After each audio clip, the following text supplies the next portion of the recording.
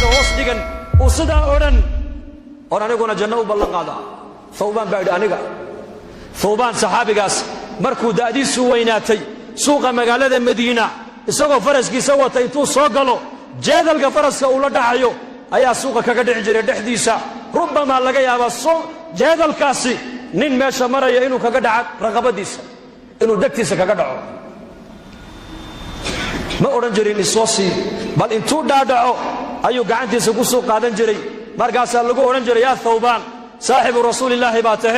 نين داوين باته جادل كأكت هذا كدعي ما نترى إذا أنك نوديب مرقاس أورنجري نبي محمد بلن لقلي بلن كي نبي أن لقلي من بوحني يا أورنجري لا تسألن بني آدم حاجة وسل الذي أبوابه لا تحجب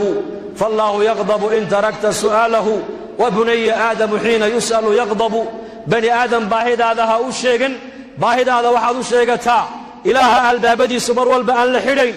البابدي سؤال فريهين كا باهد هذا أشيغو هداد بريد إلهي آدي سنة إلهي واكو عرونيا بني آدم كهداد بريدنا بريد يكون عيان بني آدم باهد بدن يوم هي بكتاب بدن بولا اسكن معاه فاصل بني آدم هداد رادت كان وكن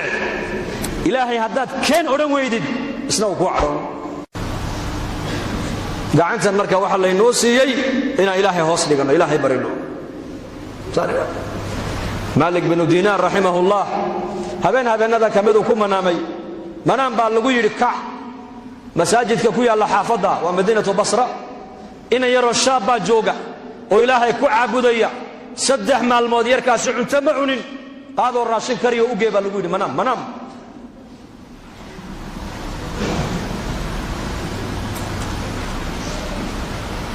وكعي عمتدي بو سو دياريي مسكيدكي و يميدي وحو سو غلاي ان يرو شاب دعيسنا شباب كيني شباب كاسوي عمتدي بو دغاي او لا cunay markay isbarteen ay wada cunteeyeen buu ku yiri aqalkaygu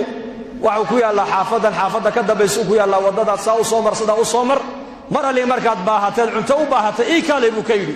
hadalka markuu yarkii yaraa maqlayba wajigiisa buu bedelay wuxuu yiri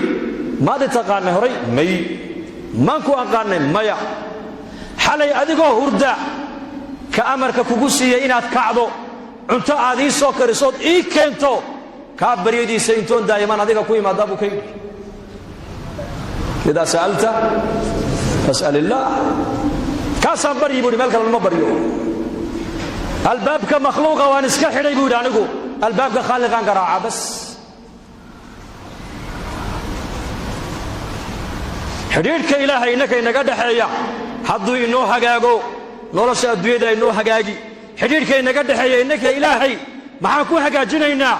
jirkeennan camalka wanaagsan waa inuu ka soo baxaa